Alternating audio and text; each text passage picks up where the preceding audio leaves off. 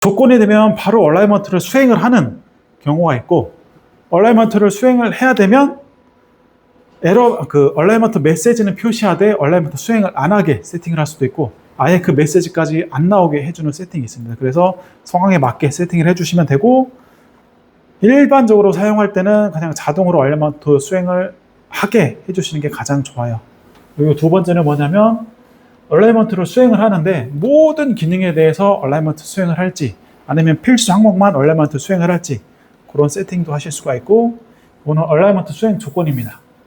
시간이랑 템퍼런처가 변하면 자동으로 하는 경우, 시간만 지나면 자동으로 하는 경우, 이런 식으로 세팅을 하면 이 조건에 맞는 상황이 되면 지가 얼라이먼트를 수행을 하든 뭐를 하든 쭉 진행을 합니다. 그래서 요거까지 끝나고 케이블 세팅하고 이게 끝나야 정확히 측정을 하시면 되겠죠. 그리고 쓰시다가 장비 문의사항이 있으실 수 있죠. 뭐 장비를 잘 아시는 분들은 그냥 쓰시면 되는데, 처음 쓰시는 분들은 이 장비를 문의를 해야 될 경우가 있어요. 그럼 키사이트 같은 경우는 온라인 기술 지원 팀이 있습니다. 그래서 그쪽에 전화를 주시면 이 장비를 안내를 드리는데, 그때 가장 먼저 물어보는 게 장비 모델명이랑 시리얼 넘버를 물어봅니다. 그러면은 아까 버튼, 이 설정 버튼 누르시고 시스템 버튼 들어가시면 쇼 시스템을 누르시면 이렇게 장비에 대한 정보가 쭉 나와요. 제품명이랑 시리얼 번호랑 소프트웨어 버전, 이 정보를 알려주시면 그 정보를 찾아보고 이제 안내를 해드리는 게 다 있는데, 이제 다 해드리는 게 아니라 저희 키사이트 케어라는 프로그램을 구매하시는 분들에 한해서 지원을 해드리는데, 여기 장비 구매 때 그게 다 기본 포함입니다. 그거를 넣은 이유는 중고 장비를 많이 판매하시는 분들이 계세요. 뭐 중국이나 이런 쪽에서 실제 쓰는 건 한국에서 쓰시는데, 중국에서 굉장히 싸고 검증이 안 된 장비를 들어와셔서 쓰셨다가 이제 문의를 한국에 하시면 이제 그쪽에서는 지원을 안 해드려서 그것 때문에 이렇게 확인하는 과정이 하나 추가가 됐고요. 아무튼 이렇게 장비 정보를 확인하실 수 있다라는 내용이고, 추가로 두 번째는 여기 보시면 보통 대부분은 매뉴얼로 이렇게 누르시는데 자동화를 해야 되거나 리모트로 연결해야 될 경우도 있죠. 그런 경우는 이렇게 IO 컴피그 쪽에서 그 연결에 필요한 정보를 확인하실 수 있습니다. GPIB를 하든 뭐 스키피를 하든 웹을 하든. 그리고 나머지는 다 넘어가고 파워온 요거를 하나 설명드리면, 기본적으로 세팅되는 게 파워온을 하면 이렇게 보시면 파워온 스테이트라고 되어 있죠. 이거는 기본 디폴트로 되는 겁니다. 이거는 뭐라고 되어 있죠? 유저 프리셋. 이거는 딴 사람 아무도 안 쓰고 나만 쓰는 장비예요. 근데 특정 항목만 측정을 합니다. 이렇게. 그런 경우에 디폴트로 넣고 하면은 주파수 새로 세팅하고 RBW 새로 세팅하고 뭐 스팬 이런 거 다 조절하는데 시간이 조금 걸릴 거잖아요. 그때 유저 프리셋을 선택을 하면은 이 유저 프리셋 저장하는 기능이 있어요. 그거를 저장을 해놓고 이거를 유저 프리셋 선택을 하면 장비를 켜면 다 그 항목으로 돌아가는 겁니다. 그리고 마지막 이거는 라스트 테스트는 장비를 끌 당시로 돌아가는 거. 그래서 혼자 쓰시는 경우는 이 세 가지를 이용해서 쉽게 메뉴 세팅을 하실 수가 있고, 이거는 파워를 켤 때 측정 항목이에요. 여기 일반 스펙트럼 모드가 있고 여러 가지 측정할 수 있는 모드가 있는데, 이 모드 중에 어떤 모드로 진행을 할지 라는 내용입니다. 그리고 나머지는 직접 건드실 일이 없으시니까 그냥 지나가고, 이거 스키피 레코드 하나를 설명드릴까요? 혹시 프로그래밍 다 하시나요? 요즘에 코딩? 안 하시나요? 뭐 저희 때만 해도 하드웨어는 하드웨어만 하고 소프트웨어는 팀이 따로 있었는데 점점 추세가 바뀌죠. 소프트웨어도 다 하고 하드웨어도 하고, 다행히 GPT가 있어서 다 해주긴 하는데, GPT가 있더라도 기본적인 거는 이렇게 커맨드를 확인을 해야 돼요, 프로그램을. 근데 코딩할 때 일반적인 정석적인 방법은 프로그래밍 가이드를 열어서 이 동작을 하려면 어떤 코드를 써야 돼 하고 스키피를 찾아서 쭉쭉쭉 나열해서 이거를 가공을 해야 되죠. 근데 그 스키피를 찾는 게 생각보다 어렵습니다. 그래서 이 스키피 레코더라는 건 뭐냐면, 이거를 켜고 내가 수행해야 될 거를 막 동작을 수행을 해요. 그러면은 이 자체에서 그 스키피를 내가 지금까지 했던 동작을 프로그램을 쭉 같이 나열을 해줍니다. 굳이 프로그램 가이드를 안 찾으셔도 돼요. 그리고 이거는 프로그래밍 하시는 분들은 이 기능 이용하시면 쉽게 코딩을 하실 수가 있습니다. 사실 GPT가 너무 좋아서 이 과정 안 거치더라도 어떤 동작 해줘 하면은 프로그램 가이드 참고로 붙여놓으면 다 되더라고요. 콜로드로도 하고 GPT로도 하고. 이제 본격적으로 측정을 해 보겠습니다. 요게 만약에 투톤이 나와 있으면 RBW나 이런 걸 해드릴 텐데, 요게 싱글톤 하나만 나오는 거라서 그 싱글톤 기준으로 해보겠습니다. 자, 제일 처음에 할게 아까 설명드린 이쪽 주파수 레인지 설정하는 거였죠. 그 다음에 두 번째가 뭐를 설정을 해야 되죠?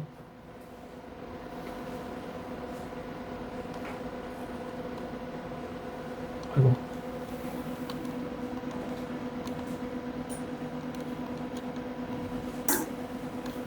표시가 안 되는데. 앰플리튜드. 보시면 이게 뭐라고 되어 있죠? 레퍼런스 레벨. 레퍼런스 레벨이 뭐죠? 기준입니다. 기준. 말 그대로 레퍼런스. 이 기준이 어디에 대한 기준이냐면 가장 높은 쪽. 여기가 마이너스 30 이하라고 기준을 알려주는 거예요. 그래서 여기 기준으로 신호의 레벨을 표시를 해라. 예전에 스펙트럼 혹시 교육 받으시거나 선배한테 하셨던 분들은 여기 한 칸 띄고 여기가 맥스로 오게 해라. 혹시 이 말 들어보셨나요? 네, 안 들어보실 건데 예전에는 이제 아날로그 타입이라 그런 경우가 있긴 했어요. 얘 자체에 ADC가 있는데 그 ADC를 완벽하게 발휘를 하려면 맨 끝에 것까지 가지 않고 한 칸 정도 비워서 여기까지 오게 해야 장비가 제 성능을 발휘한다라는 말이 있었는데 요즘엔 안 그렇습니다. 그냥 워낙 기술이 좋아져서 아무데나 놓으셔도 상관은 없어요. 특히 이 오토 스케일 누르시면 지가 알아서 레벨이나 주파수 다 찾아요. 크게 이거는 신경을 안 쓰셔도 됩니다. 그래서 주파수랑 기다리시. 네. 이거는 장비 기능이 아니라 TV 기능입니다. 네. 이렇게 세팅을 해놓고 이제 신호가 들어오면 이 신호를 측정을 해야 되겠죠. 보통 신호를 어떤 걸 측정을 하나요? 주파수랑 앰플리튜드가 다 있긴 하죠. 그래서 이게 주파수랑 앰플리튜드 이거 보면 끝이에요. 그냥 일반적으로. 근데 이거는 정말로 아날로그 스펙트럼 1대인 거고, 자 여기를 한번 클릭을 해보시면 여러 개가 나오죠. 뭔가 보시면 모드라는 게 있어요. 스펙트럼 모드는 지금 화면에 보신 스펙트럼 모드인 거고, 아날로그 디모드를 누르면 AM, FM, PM 이걸 한번 해볼까요? 오케이를 하면 스펙트럼이 기본 주파수를 측정하는 화면에서 AM 신호를 측정하는 화면으로 이렇게 바뀝니다. 그래서 내가 측정하는 어떤 걸 측정할지에 따라서 여기에 들어가서 블루투스를 측정하고 싶다. 아니면 요즘에 많이 나오는 5G. 5G가 없지? 여기 옵션이라서 없는 겁니다. 옵션 집어넣으면 다 보입니다. EMI다. 그러면은 EMI 화면으로 바뀌고 이렇습니다. 자, 내가 원하는 모드로 들어가서 이렇게 측정을 해야 되는데 지금 막 원하는 거 왔다 갔다 하느라고 시간이 오래 걸리죠. 그런 거에 대비해서 저희가 여기 위에 보시면 플러스 표시가 있습니다. 한번 누르시면 탭이 하나 생겨요. 그래서 얘는 스펙트럼을 볼 거야. 여기 플러스 누르고 얘는 나는 LTE 신호를 볼 거야. LTE의 EVM을 한번 볼까요? LTE의 EVM을 볼 거야.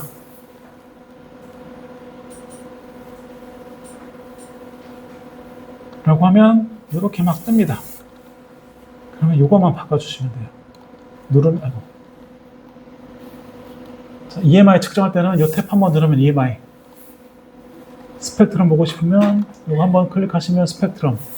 LTE 보고 싶으면 LTE. 그래서 이거를 원하시는 측정 항목을 쭉 늘리시면 한번 저장해 놓으시고 그거를 계속 쓰시면 돼요.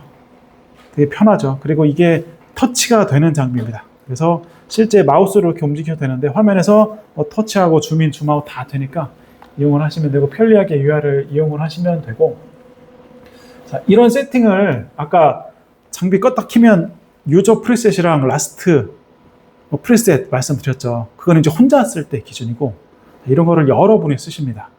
나 쓴 다음에 한 5명, 6명이 더 써야 돼요. 근데 나는 이거를 세이브로 하고 싶어요.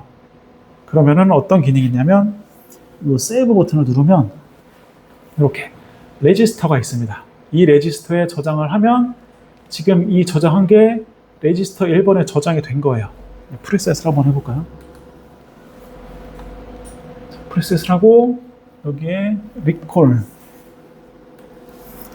버튼을 누르고 1번 레지스터를 선택을 하면 아까 했던 세팅 그대로 불러와집니다. 그래서 많이 쓰시는 측정 항목을 미리 다 세팅을 해 놓으시고 이렇게 세이브해서 레지스터에 저장을 하셔도 되고, 세이브해서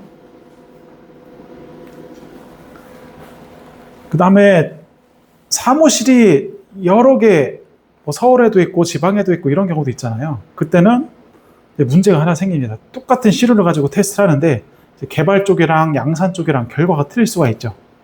그런 경우는 어떻게 해야지? 테스트를 동일한 조건에서 해야 되잖아요. 그럼 이 세팅을 그쪽에 알려줘야 돼요. RBW는 얼마로 하고, 레퍼런스 레벨 얼마로 하고, 프리앰프 얼마로 하고, 어텐 얼마로 하고 다 알려주기 귀찮으시죠. 그때는 세이브 투 파일로 누르시면 이 셋업 파일 자체를 파일로 저장할 수가 있습니다. 이거를 이메일로 보내주신 다음에 이거 이메일 열어서 이 셋업을 한번 테스트해봐 라고 하면은 공유가 바로 됩니다. 그렇게 테스트를 진행을 하시면 됩니다. 그럼 본격적으로 여기서 측정 항목에 대해서 설명을 드리겠습니다. 혹시 이 중에 측정하시는 거 있으신가요? 그거 위주로 설명을 제가 드리겠습니다. 스펙트럼 업무적으로 이용하시는 분 계신가요? 아무도 안 계신가요? 학교 EMI 하시나요? EMI? 장비하면 EMI 테스트는 해야 되니까. 네, EMI 맞습니다. EMI 근데 아시는 분들은 쉽게 아시는데, 자, EMI 혹시 다 아시나요? EMI. 이 제품을 만들었어요. 아까 제가 ACP 설명할 때 설명드렸죠. 이 제품이 이런 일을 해야 돼요. 그럼 얘가 쏘는 신호 자체만 측정을 하는 게 아니라 옆에 것도 측정을 해야 된다고 말씀드렸죠. EMI도 마찬가지입니다. EMI는 EMC가 있는데, EMC는 뭐냐면 이 제품에 나와 있는 전자파 특성을 보는 거예요. EMC. 그래서 EMI랑 EMS가 있습니다. EMI는 뭐냐면 얘가 특정 전자파를 쏘는데 그게 주변 환경에 영향을 안 줘야 된다라고 하는 스펙이 있습니다. 그게 EMI라서 이쪽에서 나오는 모든 신호를 측정을 해서 기준치 이하로 나와야 되는 게 EMI입니다. EMS는 밖에서 어떤 신호가 들어오는데 그게 막 들어와도 이놈이 정상 동작을 해야 된다라는 스펙이 있어요. 그래서 그 EMI랑 EMS 두 개를 합쳐서 EMC라고 합니다. 이제 그거는 옵션을 추가하시면 이렇게 나와요. 이렇게 나오면 주파수별로 쭉 스캔을 해서 뭐가 볼록볼록 나옵니다. 그래서 뭐 EMI 측정할 때는 순서가 있어요. 뭐 스캔, 서치, 메저라는 게 있는데, 스캔은 뭐냐면 전체 주파수를 쭉 스캔을 해서 어떤 주파수에서 이렇게 볼록볼록 뭐가 나오면 안 되는 뭔가가 나온다. 요거를 찾고, 서치라고 하면은 요 부분을 이제 찾아서 어느 부분을 볼 거야 라고 세팅을 하고, 그 다음에는 실제 측정을 합니다. 그게 EMI의 과정인데, 이제 그 과정을 요 모드에 들어가서 메저 셋업을 누르시면, 메저 셋업을 누르시면 그 관련 스캔, 서치, 메저 이 순서로 쭉 진행을 하면 측정 결과가 이쪽에 표시가 됩니다. 마찬가지로 다른 거 측정하실 때도 이런 순서로 측정을 진행하시면 되는데, EMI는 제가 아까 설명드린 내용이 적용되는 게 한 개도 없어서 불행스럽게 단지 하나 이거 보여드릴까요? 디텍터가 트레이스. 디텍터가 뭐라고 그랬죠? 디텍터. 자, 들어오는 신호는 굉장히 많은데 화면에 뿌려주는 거는 제한이 있습니다. 그래서 많이 들어오는 신호를 여기 칸에 들어오는 거에 매핑을 하는데, 그거를 여러 개 중에 한 개를 선택하는 게 디텍터라고 했죠. 그래서 일반적인 스펙트럼은 피크, 네거티브 피크, 샘플, 노멀, 에버리지 이렇게가 있어요. 근데 EMI는 특징이 뭐냐면 잠깐 튀는 신호를 찾아야 됩니다. 그래서 일반적인 필터를 쓰면 그거를 찾을 수도 있고 못 찾을 수도 있어요. 그래서 그때는 조금 다른 필터를 씁니다. 모양이 어떻게 생겼냐면 그 필터는 다른 필터는 이렇게 똑같이 생겼는데 그거는 이렇게 길게 뒤쪽에 길게 되어 있습니다. 이거를 코지피크 디텍터라고 하는데 그런 필터 타입이 여기 보시면 코지피크 있죠.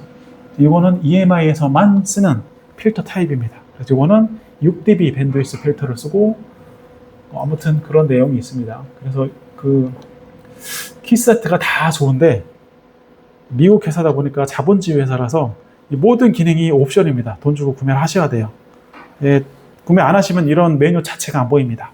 그래서 측정을 뭐를 해야 되는지 확인하시고 이거를 측정할 거예요 라고 문의를 하실 때 이제 아셔야 되는 게 주파수 레인지, 측정 파워 레인지. 네. 네. 혹시 뭐 회사에서 저 기능이 있는지 네. 이게 있어야 원래 정확하긴 한데 이 모드를 측정하는 거랑 스펙트럼 모드로 측정하는 거랑 똑같아요, 거의. 이 코지피크 기능은 뚝뚝 튀는 신호를 얘는 조금 더 잘 찾아낸다. 요거밖에 없습니다. 그래서 뭐 어차피 간이적으로 테스트를 하시는 거잖아요. 그래서 안테나 하나 연결해서 그걸 하실 거면 굳이 요거 없으셔도 돼요. 있으면 좋긴 한데 얘가 있으면 좋긴 하는 게 요 같은 주파수 레인지에 대해서 이렇게 그 주파수를 이렇게 추적해주는 기능이 있어서 그게 편한 건데 만약에 이게 없다. 근데 뭐 이런 제품에서 어떤 주파수에서 신호가 나온다 찾을 때는 그냥 안테나 연결해서 띠띠띠띠 하고 뭐 나온다 요것만 찾으시는 걸로만 할 거면 굳이 이게 없으셔도 되긴 합니다. 요 차이가 있고 제가 그래서 요거는 안타깝지만 EMI는 말고 그냥 스펙트럼 모드로 한번 하겠습니다. 자, 스펙트럼 모드를 진행을 하면 이게 측정 항목들입니다. 이렇게 뭐 스윕 SA 누르면 기본 스펙트럼 화면이 되겠죠. 여기부터 여기까지 어떤 신호가 있는지 쭉 수입해서 찾는. 두 번째가 채널 파워. 이걸 하면 이 정해진 레인지 안에 전체 파워가 얼마인지 이렇게 표시를 해줍니다. 지금 마이너스 40.72dB 있고 2메가 대역폭 안에 들어가는 모든 신호 합이 40dB라는 말입니다. 이렇게 측정을 하면 이제 이거 같은 경우는 아까 피크로 찍을 때랑 얘랑 별로 차이가 없죠. 근데 이렇게 밴드가 있는 경우는 이 값이 훨씬 피크가 훨씬 큽니다. 아니다. 피크가 작습니다. 이게 훨씬 크죠. 왜냐하면 이 전체 합이 40dB고 피크는 요 전체 레인지 중에 피크는 여기인데 요만큼 찍으니까 마커로 찍으면 실제 요 값이 많이 안 나옵니다. 그래서 채널 파워 측정할 때는 항상 채널 파워로 측정을 하셔야 돼요. 간혹 요것도 있어요. 진짜로 80년대, 90년대 거의 초창기 장비로 이제 파워 측정하시던 분들이 파워 얼마다 그러면 당연히 그분들은 가장 높은 값이 파워라고 생각하시는 분들이 계셨어요, 실제로. 실제 파워다라고 하면은 이 채널 파워가 신호의 파워 레벨이 되는 겁니다. 두 번째는 occupied bandwidth. 이것도 신호가 있어야 조금 자세히 볼 수 있는데 보시면 occupied bandwidth가 이렇게 전체 신호의 99%에 해당하는 파워 레벨. 이게 밴드위스가 요거라는 말입니다. 그래서 XDB 밴드위스는 전체에서 몇 dB 떨어진 구간에 뭐 주파수가 얼마다 이제 이런 항목들이 있는 거고요. ACP는 내가 쓰는 거 말고 그 옆에 파워가 얼마나 나오는지. 이거는 스펙별로 기준 신호 대비 2개를 볼 수도 있고 뭐 4개를 볼 수도 있고 5개를 볼 수도 있고 다 틀립니다. 그런 세팅을 해주실 수도 있고 이제 옵션이 있으면 만약에 LT 옵션이 있으면 지금 보면 요거는 기본 세팅이 요건데 LT로 한번 가볼까요? LT에도 똑같이 ACP가 있습니다.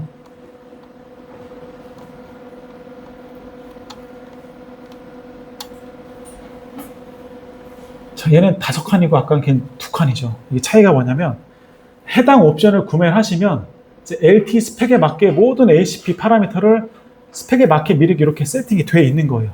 일반적인 스펙트럼 모드는 이제 그 스펙에 관계없이 이거를 사용자가 다 지정을 해야 됩니다. 그래서 편하게 테스트를 하실 거면 이제 이 옵션을 구매를 하시면 되고 만약에 나는 조금 시간이 걸리더라도 좀 싸게 기본 옵션을 하겠다. 그러면은 이거를 사용을 합니다.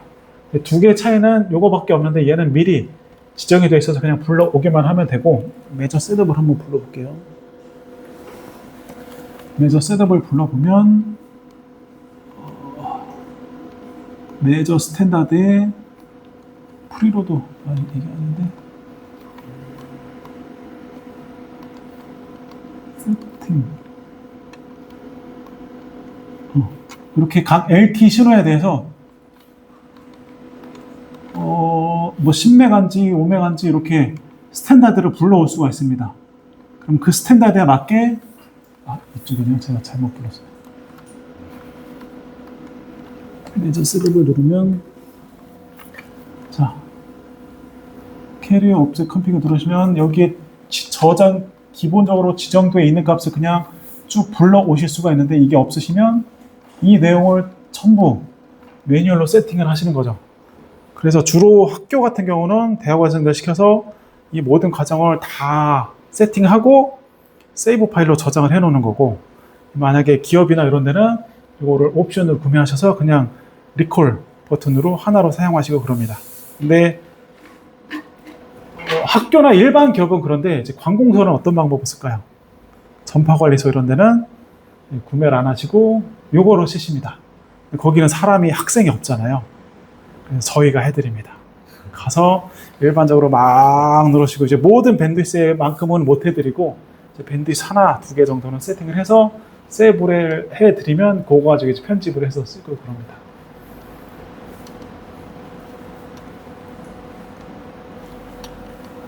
자, CCDF는 뭘까요? 이건 많이 아실 것 같은데, 요즘에 제일 핫한 게 뭐죠? 뉴스 보시면 AI죠, AI. 그 전에 AI 전에는 뭐였는지 혹시 기억하시나요? 조금 오래된 거긴 한데 IoT입니다. IoT. 사물 인터넷. 그게 뭐죠, IoT가? 자, 뭔가 장치를 하나 만들어서 이 장치랑 통신을 하는 거죠. 이 장비에 IP를 할당해서 계속 뭔가 모니터링해서 저쪽이랑 이쪽이랑 통신을 해야 돼요. 근데 문제는 뭐 집이 있거나 기지국 같은 경우는 전기를 우리가 계속 줄 수가 있어요. 그래서 전원을 연결하면 되죠. 근데 IoT 기기 같은 경우는 뭔가 주변에 있는 데이터를 긁어오는 거잖아요. 거기는 대부분 다 전기 연결이 안 돼요. 배터리로 측정을 합니다. 그럼 걔네는 배터리 성능이 굉장히 중요해요. 그럼 배터리 성능이 어떻게 진행이 되냐면, 오메 법칙 기억하시나요? 오메 법칙. V는 IR. 그래서 전류가 얼마나 걸리는지에 따라서 이 배터리가 빨리 소모되고 덜 소모되죠. 일반적인 건 그런데 신호를 이제 쏘고 받고 이런 걸 가정을 할게요. 자, 이 핸드폰이 신호를 빵 쏩니다. 저 기지국에 신호를 보내기 위해서 이만큼을 써야 돼요. 두 번째 쏘면 이만큼을 쏴야 돼요. 근데 이 레벨이 다 틀릴 거죠. 뭐 실제 쏘는 거는 0dBm으로 쏴라 정해져 있더라도 여기 각각 편차가 있겠죠. 이 신호를 빵 쏘면은 이게 정확히 쏠수록 배터리 소모가 적은 거예요. 왜냐면 신호를 빵 쏠 때마다 배터리가 소모되는 거잖아요. 근데 CCDF가 뭐냐? 그러면은 이 평균값을 구합니다. 이렇게 평균값을 구해요. 평균값을 구한 다음에 이 평균값 대비 이렇게 툭툭 튀는 항목들, 뭐 10dB, 5dB, 0dB 이런 식으로 표시가 되죠. 이렇게 표시가 되죠. 이게 의미하는 건 뭐냐면 이 신호를 빵빵 쏠 때 평균값을 구하고 그 평균값 대비 0.05dB를 더 높게 쏠 확률이 10%다 라는 거예요.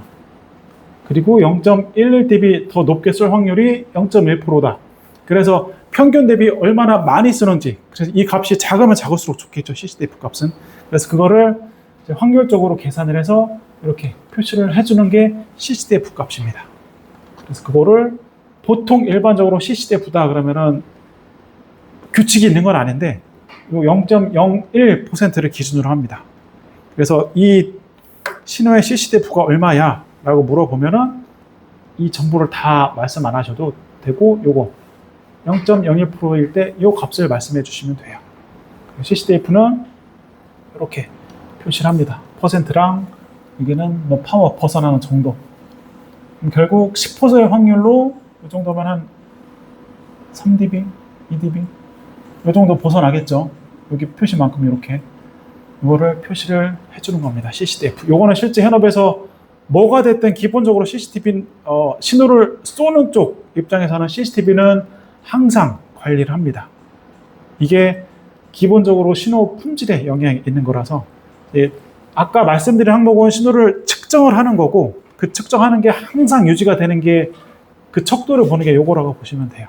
이게 많이 벗어나면은 이만큼을 쏘긴 하는데 가끔 이렇게 벗어난다라고 이해를 하시면 됩니다. 또 버스트 파워. 버스트 파워는 뭐죠? 신호가 있는데 컨티뉴어스 신호는 계속 나오는 신호를 컨티뉴어스라고 하고 버스트 신호는 뭔가 나왔다 안 나왔다 나왔다 안 나왔다 이걸 버스트라고 합니다. 그 신호를 원래 찾으려면 어떻게 찾아야 되죠? 뭐 피크홀드를 하든 뭐를 하든 굉장히 여러 가지 과정을 거쳐야 돼요. 근데 다행히 스펙트럼 분석기에서 이 버스트 신호를 자동으로 측정해주는 기능을 넣어놨습니다. 그래서 그 버스트 신호가 있다.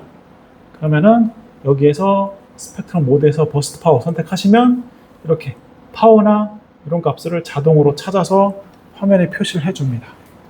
요즘에는 버스트는 많이 측정을 안 하시는 것 같아요. 근데 예전만 해도 많이 측정을 했었습니다.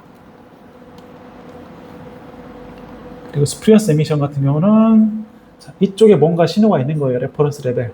이 신호를 쐈을 때 이 옆에 그 바깥쪽 주파수 레인지 안에 뭔가 신호가 있는지 없는지를 보는 게 스프리어스 에미션입니다.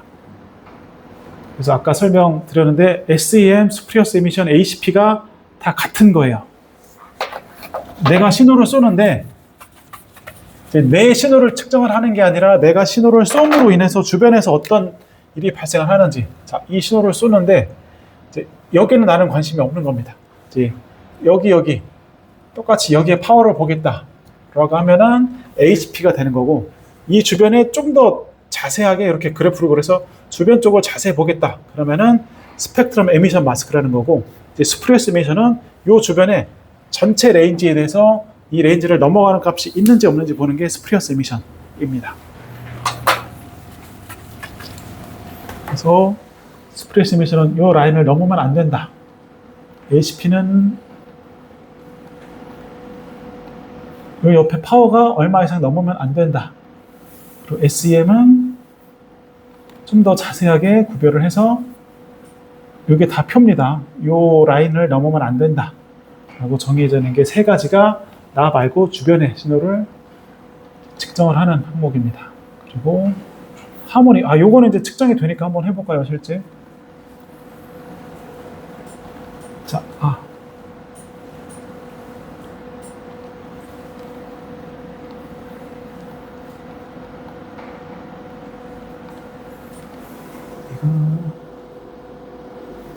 지금 1기가로 신호를 쏘고 있습니다. 이렇게.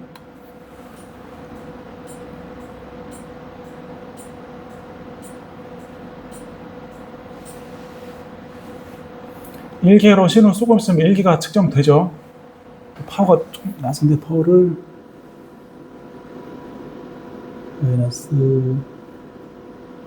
10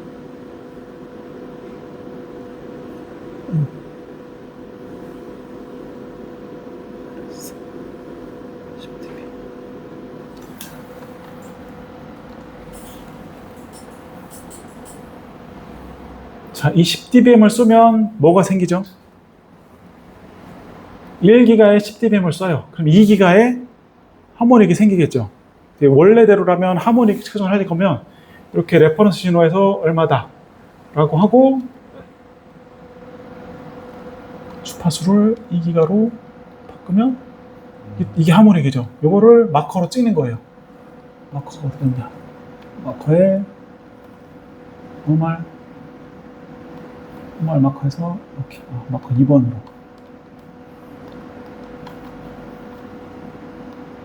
노멀 마커에서 이렇게 찍습니다. 그럼 2차 있으면 3차도 있겠죠. 그럼 3차 측정하려면 이거를 또 3기가. 된 건가? 아, 이건 마커네요. 죄송합니다. 마커가 아니라 프리퀀시. 3기가로 하면은 그만큼 나오고, 4기가로 하면 조금 레벨이 낮아지고, 5기가 하면 조금 더 낮아지고, 6기가 하면은 거의 안 보이네요. 이런 식으로 다 측정을 하셨어야 돼요. 귀찮죠. 뭐 주파수 바꿔야 되고. 그거를 자동으로 해주는 게 이 하모닉이라는 겁니다. 이거를 누르면 지가 펀더멘털 신호를 이렇게 찾아요. 펀더멘털은 마이너스 5. 왜 레벨이 조금 이상하긴 한데 이렇게 측정을 합니다. 지금 0dB를 썼는데 19.2dB로 측정이 되네요. 0dB여야 되는데. 아무튼 이렇게 각 주파수 하모닉을 들어오는 펀더멘털 신호를 얘가 찾아내고 그거에 대한 하모닉 주파수를 쭉쭉쭉 해서 이렇게 테이블로 보여줍니다. 이거 굉장히 편하죠. 하모닉 측정할 때 이렇게 하셔도 되고, TOI 아까 설명드렸는데 혹시 기억나시나요? TOI가 뭐의 약자였죠? 서드 오더 인터셉트인가? 이렇습니다. 저도 오래돼서 기억이 안 나는데, 자, 신호를 얘는 지금 한 개만 넣어서 그런데 이 신호랑 이 신호랑 두 개를 넣으면 얘의 하모닉 신호가 막 생기고, 얘의 하모닉 신호가 막 생기고, 이거의 하모닉이랑 얘랑 막 섞어서 이제 서드 오더 신호가 이렇게 생기죠. 그럼 이 신호가 원 신호랑 레벨이 같아지는 레벨을 보는 게 TOI 값입니다. 그래서 그 값을 보는 이유는 얘의 앰프나 뭐의 특성을 볼 거면 TOI를 가지고 얘 앰프가 선형성이 얼마나 좋다, TOI가 얼마다라고 이제 판단을 합니다. TOI인데 TOI를 측정할 거면 여기 보시나요? ADC 오버레인지. 얘는 실제 측정이 아니라 계산이라고 말씀드렸죠. 계산이라고 말씀드리는 이유가 실제 TOI 값을 측정을 해야 되면 너무 높였다.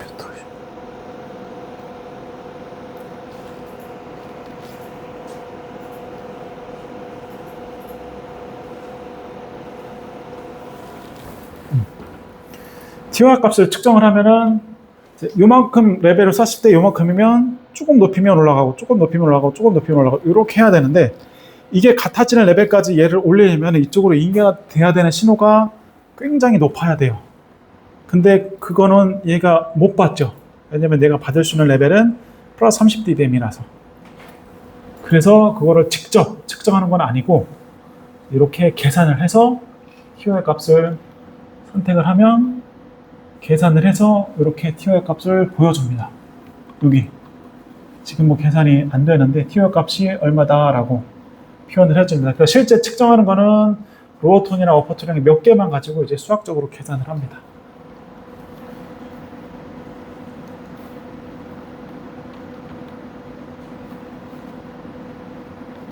그리고 다음 측정 항목이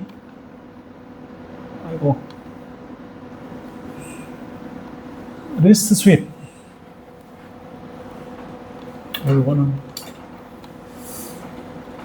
이거는 리스트 스윕은 뭐냐면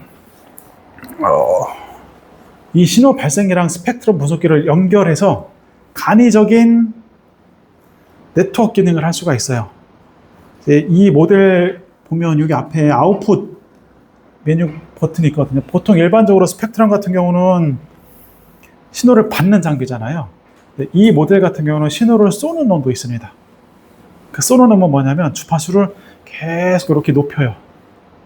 정해진 주파수에서 얘는 얘랑 동일하게 계속 높여서 측정을 합니다. 자, 쏘는 놈은 주파수를 계속 높이고 받는 놈도 주파수를 계속 높여서 측정을 해요. 결국 어떻게 되죠? 같은 레벨로 쭉 쏘고 주파수만 바꾸면 측정을 하면 이렇게 일정하게 나오겠죠. 일정하게 나옵니다. 같은 레벨을 쏘고 얘는 주파수만 바꾸고 얘는 그 주파수를 얘랑 동기화시켜서 계속 측정만 하는 거예요. 같은 레벨을 쏘니까 같이 나오겠죠.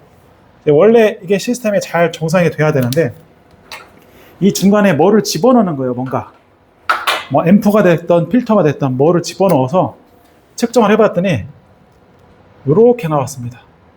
그럼 이 디바이스의 특성은 이 주파수에서 개인을 떨어뜨리는 디바이스다 라고 간이적인 스칼라 네트워크의 기능을 하는 거죠. 그 기능이 이 모델에는 있습니다. 그래서 그거를 그냥 스윕이라고 표현을 합니다. 그리고 요거는 PAVT는 뭐냐면 GSM 쪽에서 많이 쓰던 건데 요거는 넘어가겠습니다. 요즘에 GSM 안 하시니까. 혹시 GSM이 뭔지는 아시나요? 다 모르시죠?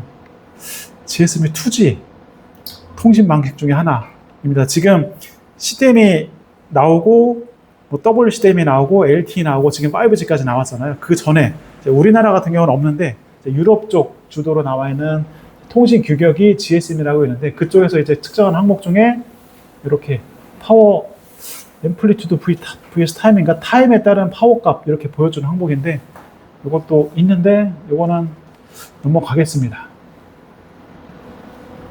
그래서 이렇게 기본적 항목이 있다 라는 내용이고, 아까 제가 그리고 믹서 설명할 때 설명드렸죠. 실제 믹서랑 합치고 주파수를 수입을 해서 시간을 찾는다. 이렇게 시간을 찾는다 말씀드렸는데 이거 한번 오토 스케일 해볼게요. 이렇게 찾았죠. 근데 이거는 오토 스케일에서 찾았는데 만약에 제가 스타트 프리퀀시를 1Hz에서 스탑을 10메가로 한번 해볼게요. 왜 그러지? 이거를 그럼 10메가에서 스탑을 20메가로. 뭐가 됐겠지? 이럴 때는 과감하게 디폴트 셋업을 하시면 됩니다. 센터가 50메가로. 50메가에 스탑을 50메가. 요거 보이시나요? 이거? 이쪽에서는 1기가만 지금 쏘고 있어요. 근데 이거 주파수 보면 뭐죠? 센터가 38메가이고 거의 DC 쪽이죠. 이거 제가 뭐라고 말씀드렸어요 아까. 피드스루 값. 얘는 실제 신호가 들어오는 게 아니라 믹서 쪽에서 새어나오는 성분이 화면에 반영이 되는 겁니다. 왜냐면 얘는 시작하고 수입을 시작하는 순간에 뭐가 신호가 있으니까 그게 이렇게 반영이 된 겁니다. 근데 이거는 신호가 들어오는 게 아니라 모든 헤테로다인 방식의 스펙트럼을 쓰는 장비면은 다 보입니다. 얘는 피드스루라는 값을 나타내고, 이렇게 세팅하면 에러 메시지가 떠야 되는데 10메가, 10메가.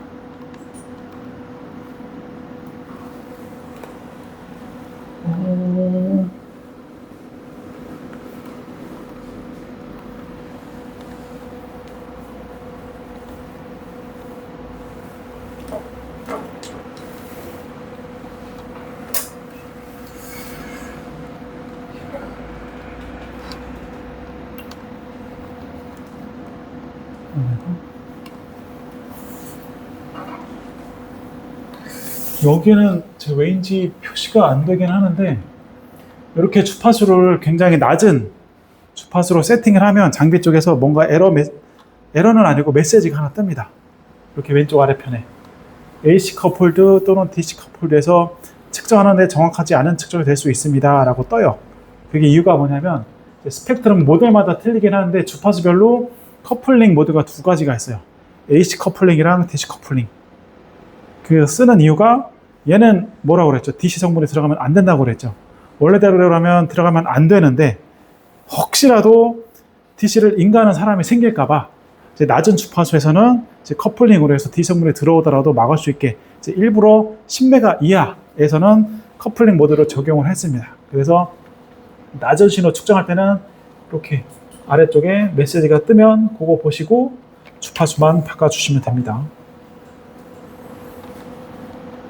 여기는 안 나오니까 넘어가고.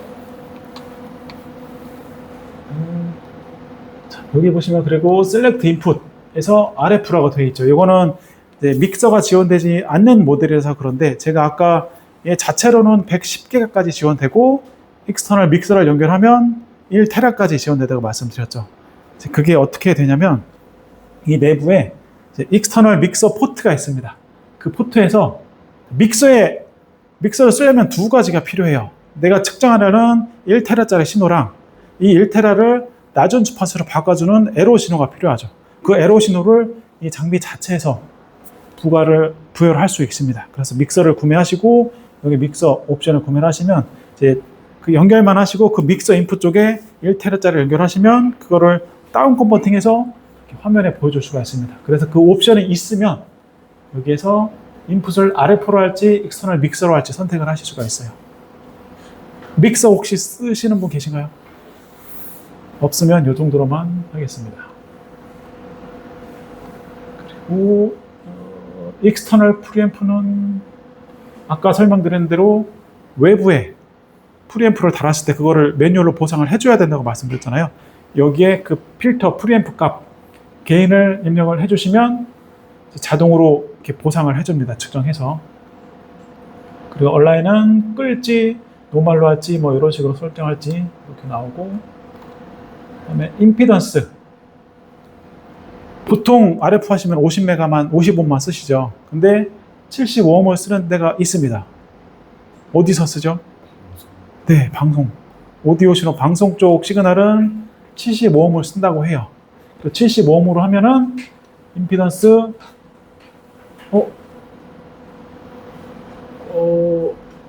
이렇게 가능하는데 이게 다이렉트로 쓰실 수는 없고 아마 임피던스 매칭 패드를 하나 쓰셔야 돼요. 이쪽에 75옴 세팅 바꿨다고 해서 75옴으로 측정되는 건 아니고, 저도 이렇게 찾아본 지 오래되는데 제 기억이 맞으면 이거를 바꾼 다음에 매칭 패드를 연결해 주셔서 75옴으로 55옴으로 바꿔서 이제 분석을 해주는 기능이 있는데, 그때 임피던스를 바꾸는 기능이 있습니다. 그리고 코렉션 아까 설명드린 대로 코렉션 이제 주파수 응답 케이블의 주파수 응답을 반영해서 이렇게 보는 거고, 자 프리퀀시 레퍼런스 인풋 이 뭐죠? 레퍼런스 인풋 아까 말씀드렸죠. 10메가 레퍼런스를 내부 거를 쓸지 외부 거를 쓸지 선택을 하는 건데, 이게 센스를 놓으시면 10메가 신호가 들어오면 지가 알아서 디텍팅을 해서 들어오면 익스터널, 안 들어오면 인터널로 사용을 할 수가 있습니다.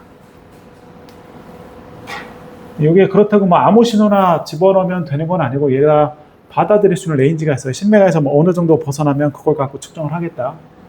그거 갖고 측정을 하시면 되고, 자, 여기는 어텐 보통 오토로 꼭 넣으시라고 말씀드렸고, 인터널 프리앰프도 오늘 해주시는데 로우 밴드인지 이 주파수, 얘가 갖고 있는 주파수 레인지인지 그 전체 대역에서 프리퀀시를 그 인터널 프리앰프를 쓸지 말지 하는 거고, 이 소스 모드는 아까 말씀드린 이쪽 쭉 수입하는 모드에서 이거를 켜면 아웃풋으로 신호가 나온 겁니다. 그리고 이거는 페이즈 노이즈 측정을 하는 건데, 이거는 뭐지?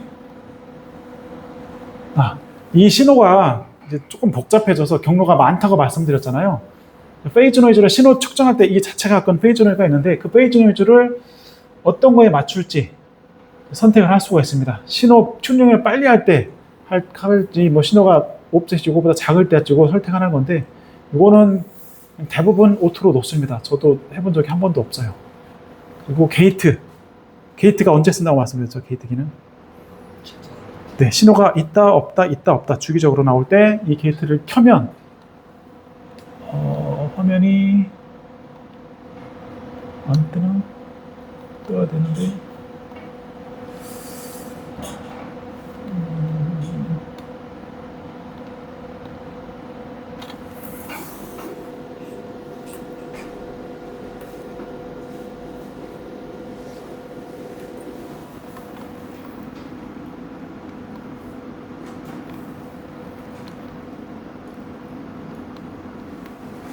얘는 제가 메뉴가 정확히 생각이 안 나는데, 이 게이트 기능을 켜면 어떻게 되냐면 화면이 두 개로 나뉩니다. 그래서 위에 쪽에는 시간축, 신호가 있고 없고 이걸 보여줘요.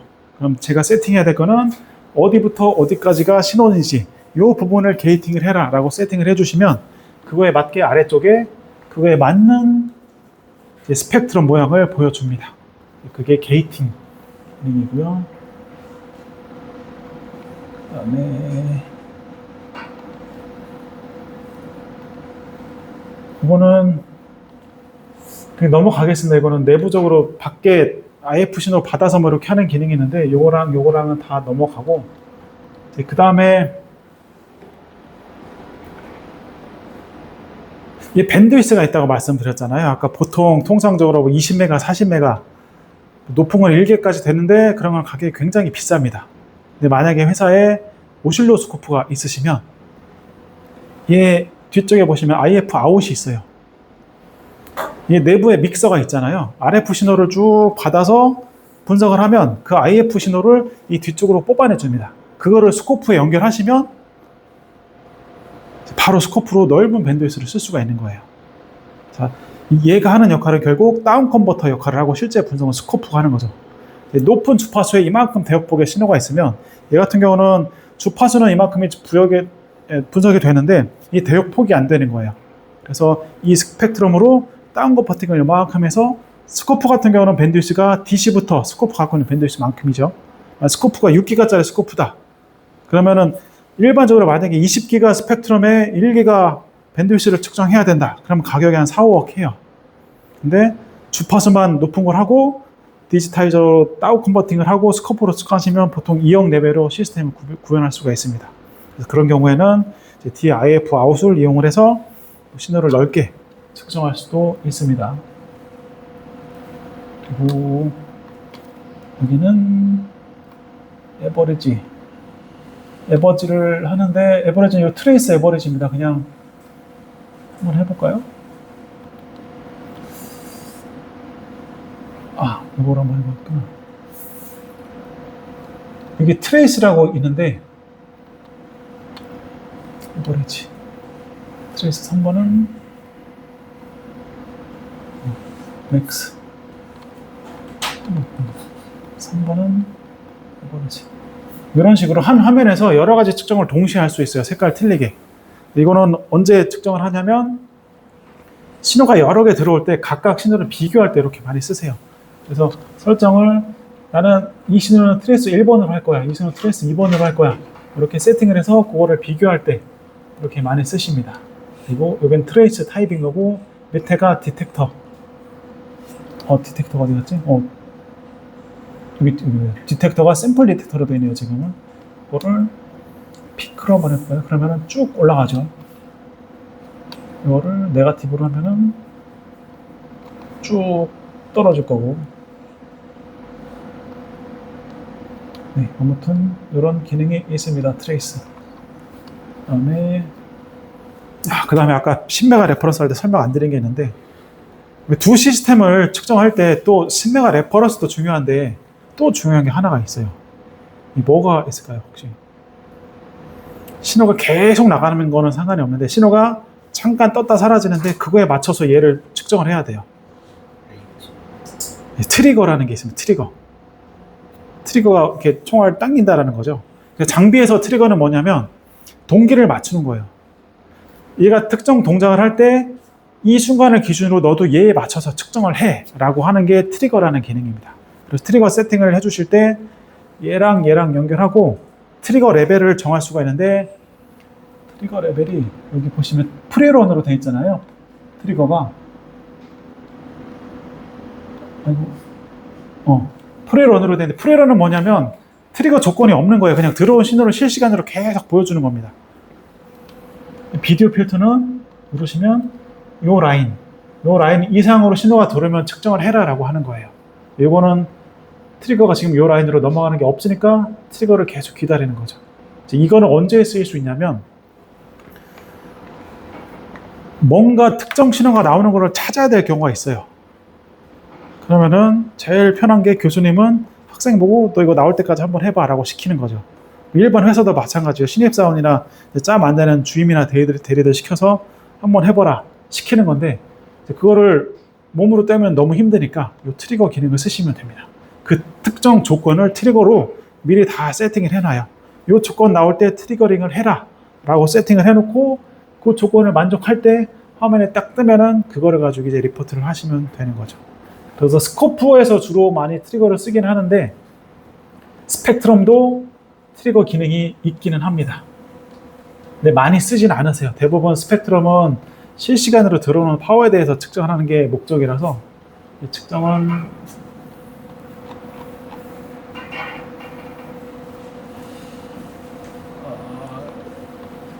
네, 여기는 그게 관련된 게 리얼타임 기능이 있는가 봤는데 없네요.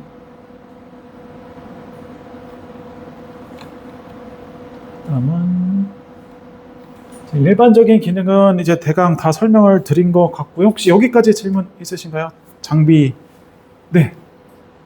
아까 그 케이블 로스 분을 미리 이제 값을 네. 설정을 하잖아요. 네. 테디레이터에다가. 네. 그거는 결국 그냥 연산상으로 실제 측정 값의 개를 설정하는 값을 그냥 맞습니다. 다음에 네네. 표시만 하는 거니까 네네. 제가 알고 있으면 보여지는 거에 제가 그냥 마이너스 2야라고 알아서 맞습니다. 맞습니다. 네네네. 뭐 로스가 2dB인 거 알고 있으면 측정해서 네. 이렇게 계산해서 하셔도 되는데 이제 그게 귀찮으니까 아예 그냥 원재 쌤이 이거를 리포트로 화면을 캡처해야 될 경우가 있어요. 그런 경우에. 그다음에 그 어테뉴에이터를 네. 꺼서 쓰다가 네. 이제 안전상 다시 켜는데 네. 그거를 꺼놓은 상태에서 네. 장비 전원을 껐다가 켜면 네. 그랬을 때 그게 자동으로 켜지느냐 아니면 아까 옵션 여러 가지 중에 그 옵션에 따라서 조건이 달라지는 디폴트로 하면 켜지고요. 만약에 이거를 끈 상태로 유저 프리셋이나 라스트 프리셋 그걸로 하면 꺼진 상태로 그대로 유지되고 그렇습니다. 디폴트는 켜는 게 디폴트입니다. 그 다음에 환경 저장식 저장, 네네. 환경 세이브. 저장식 위에 조금 전 화면에서 네. 위에 여러 가지 측정 아까 네, 측정 네. 화면으로 메인 화면으로 네. 가주시면 위에 측정 환경은 제가 탭을 여러 개 만들었잖아요. 네. 저 모든 탭과 그 탭에 설정된 모든 세팅 값이 다 환경으로 맥버드 1번 메모리에 저장이 되는 개념인가요? 아니면 맞습니다. 저 환경 네네네. 통째로 다? 네네. 네. 그리고 아까 뭐 LT 신호나 이런 거가 옵션으로 구매했을 때만 세팅하면 올라오고 리스트는 있는데 옵션 구매가 안 되면 이제 눌러봐도 뭔가 안 되잖아요. 네. 그 옵션이란 게 결국엔 세팅 값에 대한 프로그램 기능 아닌가요? 하드웨어적인 게 아니라? 그 이제 부가적인 거고 가장 이 LT 이 옵션이랑 이 스펙트럼 모드의 가장 큰 차이점은 이 LT 모드로 들어가시면 측정 항목 중에 모듈레이션 어널리시스라는 게 있어요. 얘는 옵션이 있어야만 되는 거고.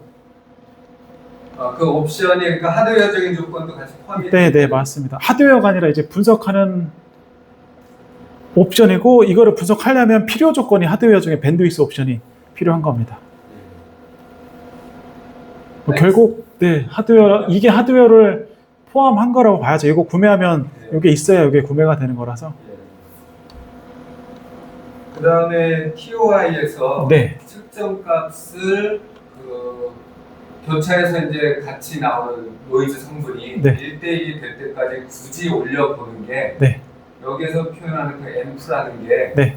결국에 외부의 RF 앰프를 만들고 그 앰프의 특성을 테스트한다는 맞습니다. 개념에서의 네, 그 네, 외부 앰프를 얘기하시는 맞습니다. 거죠? 맞습니다. 이 장비 내부 앰프가 아니고 네.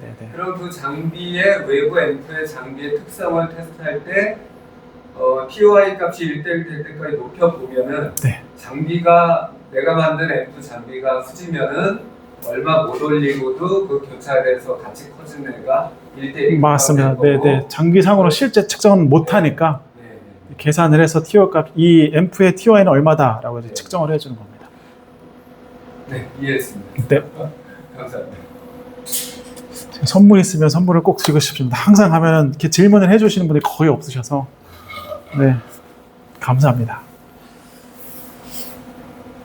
또 다른 질문 있으실까요? 뭐 장비 평소에 쓰시다고 하거나 이 장비가 아니더라도 다른 장비 쓰실 때 마지막으로 자동으로 저희가 이제 설정 값을 다시 한 번 더 계속하는 기능이 있잖아요. 이게 아까 온도가 있었고 시간이 있었고 얼라이먼트요? 네.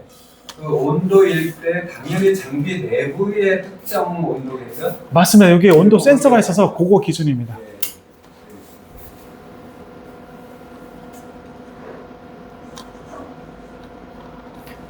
그리고 장비를 많이 써보셨으면 이제 이 메뉴를 보면 이게 뭔가 문의를 하실 텐데 일반 온라인이 있고 이렇게 어드밴스드라는 게 있어요. 이거는 많이 안 쓰시는 기능인데 내부에 부품이 워낙 많다 보니까 이 모든 성능을 유지하기 위해서 추가적으로 나타내 필요한 얼라이먼트가 예전 장비 써보신 분들은 그거에 비해서 새로 추가된 기능이 이렇게 어드밴스드 얼라이먼트라는 게 새로 생겼습니다. 이거는 항상 하는 건 아니고 1년에 한 번 정도 수행을 하는 게 있습니다. 장비별로 이렇게 하나가 있는 경우가 있고 3개까지 있을 수가 있어요. 그래서 이게 만약에 얼라이먼트가 안 됐다 그러면은 화면 왼쪽 아래 노랗게 글씨가 뜹니다. 무슨 얼라이먼트 필요하다. 그러니까 수행을 해라 라고 메시지가 뜹니다. 그래서 특정 메시지가 있으면 이렇게 클릭을 하면 이 메시지가 떠요. 그거를 수행하셔야 되고 만약에 이 메시지를 봤는데 무시한다. 그럼 어떤 현상이 발생을 하냐면 레벨이 계속 왔다 갔다 합니다. 주파수가 왼쪽 오른쪽 흐르기도 하고 그런 현상이 있으니까 얼라이먼트는 꼭 신경 써주셔서 측정을 해주셔야 됩니다. 그리고 마지막으로 하겠습니다. 시간이 3시인데 몇 시까지 지금 끝내면 되나요? 조금 더 시간이 있나요? 조금 더 빨리 끝내드리는 게 나은가요? 좋죠. 네네. 그러면 마지막 하나만. 리모트 아까 설명드렸는데 이 장비를 원래라면 앞에서 막 누르는 게 일반적이죠. 근데 랩실 들어가시면 시끄럽고 사람도 많고 불편하고 상사도 있고 싫으시잖아요. 내 자리에서 얘를 제어를 하고 싶은 경우 또는 나는 뭔가 테스트를 해야 되는데 집에 가야 돼요. 집에 가서 얘를 제어를 하고 싶어요. 그게 가능할까요? 해야죠. 네, 됩니다. 그게 LXI라는 기능이고요. 장비 쪽에 대부분 요즘에는 다 지원을 해요. 그래서 LXI라는 게 프로토콜 그냥 이름이고 랜으로 이 장비를 제어하는 기능을 LXI라고 합니다. 얘도 윈도우라고 말씀드렸죠. 얘 IP를 열어놓으시고 저쪽 집에 가셔서 PC에서 얘 IP를 입력을 하면 이 UI가 그대로 뜹니다. 집에 가셔서 그대로 장비 제어하고 세팅하고 리포트도 만들고 다 하실 수가 있어요. 고정 IP여야 되나요? 2개 다 됩니다. 근데 DHCP 같은 경우는 집으로 가면 사내만 같은 경우는 바로 잡는데 집에 가면 안 될 수도 있습니다. 보통 방화벽 때문에 회사에서는 다 막히더라고요.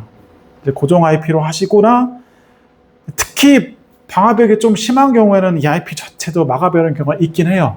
그런 경우에는 그 툴 따로 쓰셔서 공유기에서 쟤를 아예 고정 IP로 제가 설정을 하고 네. 외부에서 내 공유기 IP 네, 이제 그 공유기 들어오는 것도 막아놓더라고요. 그걸 하려면은 이제 리모트 툴 많이 있잖아요. 제가 이름이 기억이 안 나는데 그 툴 쓰셔서 여기에서 그 프로그램 깔고 저쪽에서 프로그램 깔아서 IP만 입력하시면 집에서 똑같이 제어할 수가 있습니다. 그 기능이 오실로스코프 있습니다. 예전 오실로스코프 말고 윈도우로 쓰는 오실로스코프면 대부분 다 있습니다. 저희도 그렇게 테스트해요. 저희 사무실에 여의도에 있는데 여의도에 메인으로 쓰는 장비 몇 개 세팅해놓고 고객이 물어보면 지금처럼 출장 자주 다니니까 대전 가서 카페 가서 테스트해보고 알려드리고 이런 식으로 합니다. 그래서 요즘 나와 있는 장비는 이제 보통 OS가 리눅스를 쓰는 OS가 있고 이렇게 윈도우로 쓰는 OS가 있는데 윈도우 쓰는 OS는 99% 이상 다 된다고 보시면 됩니다. 그러면 전원 켰을 때 항상 이 프로그램이 먼저 뜨니까 네. 얘를 끝내고 윈도우즈로 나가서 끄지 마시고 얘는 상태로 열려 놓으셔야 돼요. 그래야 얘를 제어를 하는 거니까 그냥 얘 IP 세팅은 그냥 일반 PC랑 똑같습니다. 여기 가셔서 네트워크 세팅. 지금 글로 간 걸 궁금해서 한 거였거든요. 그 메뉴요. 네. 이게 살짝 올라가는 게 어려운데 이 메뉴 누르시면 미니마이즈라는 거 있어요. 이거 누르셔야 됩니다. 누르셔서 여기 네트워크 세팅 가셔서 일반 이더넷 세팅하는 거랑 똑같이 하시면 이 됩니다. 프로그램은 USB 메모리를 꽂아서 거기서 하는 개념. 설치요? 네, 설치 그렇게 하시고 이거는 또 장비마다 틀리긴 한데 IP를 바꾸거나 프로그램을 설치를 하실 거면 얘를 어드민 계정으로 들어가야 될 경우가 있습니다. 그러면 그때 어드민 아이디랑 패스워드가 똑같습니다. 아이디는 어드미니스트레이터, 패스워드는 키사이트 포유 느낌표, 너를 위한 키사이트. K는 대문자. 그렇게 쓰시면 이제 어드민 계정으로 로그인이 되고 그 상태에서 뭐 프로그램 설치를 하거나 IP를 변경을 하거나 이렇게 해주시면 됩니다.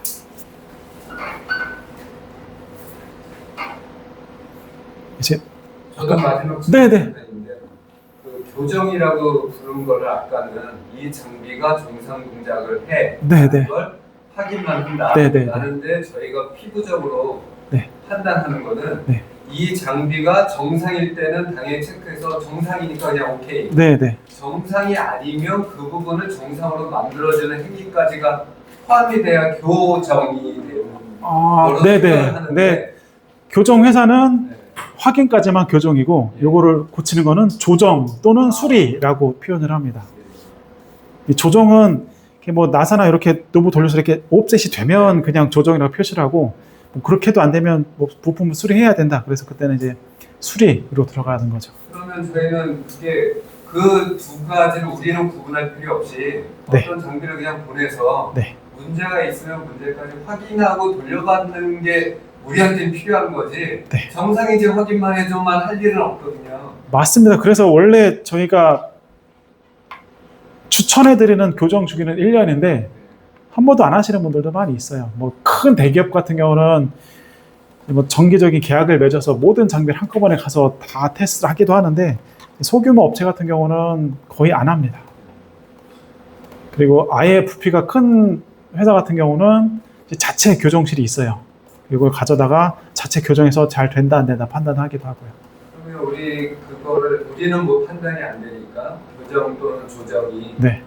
필요한지 여부를 ATM에다가 문의를 먼저 해서 뭐 누가 장비를 가지러 오나요? 아니면 저희가 그거는 옵션이 여러 가지가 있어요. 교정만 하실 거면 뭐 가장 쉬운 거는 영업사원 통하면 다 알아서 해드리니까 영업사원 통하는 가장 쉬우시고 혹시라도 연락이 안 되시면 교정만 하는 업체가 따로 있긴 한데 그건 알아보기 번거로우시니까 ATM 연락 주시거나 저희 쪽 키스에 연락 주시면 저희가 해드립니다.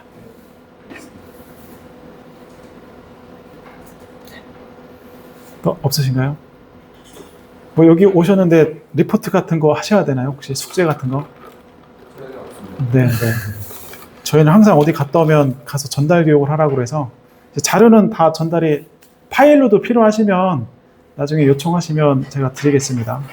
근데 오늘 장비 관련해서의 설명이 네, 설명은 다 들었지만 오늘 저녁에 가도 바로 까먹어요. 맞습니다. 그래서 네, 그게 매뉴얼에 어디에 있거나 네, 아니면 네. 따로 자료가 전달이 돼요. 매뉴얼은 있습니다. 대신에 키사이트가 미국 회사라서 영어로밖에 없습니다. 번역본이 따로. 번역본은 없고요. 군부대가 한글 매뉴얼을 요청을 하는데 그거는 키사이트 말고 군부대 담당하는 대리점이 만들어놨는데 그건 돈 주고 이제 번역을 시킨 거라 저희도 달라고를 못 하겠더라고요. 그러니까 그걸 돈을 주고라도 구입할 수 있는 기능가 있다면 안내를 좀. 그게 돈 주고 살 정도까지 그렇게 막 좋은 게 아니라서 군부대는 형식상 이게 있어야 돼서 그렇게 드리긴 하는데 실제 그 유저 가이드가 여기에 나와 있는 거 그냥 버튼 눌러보시는 게 훨씬 빠르긴 합니다. 안 그러면 ATM이나 저희 쪽 직접 연락 주시고 그리고 1년에 한 3번 만지면 네. 그게 맞습니다. 쉽지가 않아요. 옆에 있으면 찾아내서 보는데 네. 그런 상황이거든요. 저희는. 그리고 항상 말씀드리지만 지금 이렇게 교육을 해드렸어도 실제 현업에서 가서 바로 눌러본다고 되는 게 아니에요. 그래서 나중에 필요하시면 저희 쪽에 요청을 해주시면 실제 테스트할 때 같이 해드리고 뭐 요 장비가 아니더라도 뭐 사무실에 스코프도 있고 뭐 파워 서플라이도 있고 뭐 통신 프로토콜 장비가 여러 개 있을 거잖아요. 그러니까 필요하실 때 저희가 가서 교육도 해드리고 하니까 요청 주시면 뭐 저희가 지원을 해드릴 수 있습니다. 네, 질문 없으시면 저는 마치고 ATM 쪽에서 뭐 추가로 뭐 필요한 게 네. 진행하시면 될 것 같습니다. 설명드려서 수고하셨습니다. 네, 수고하셨습니다.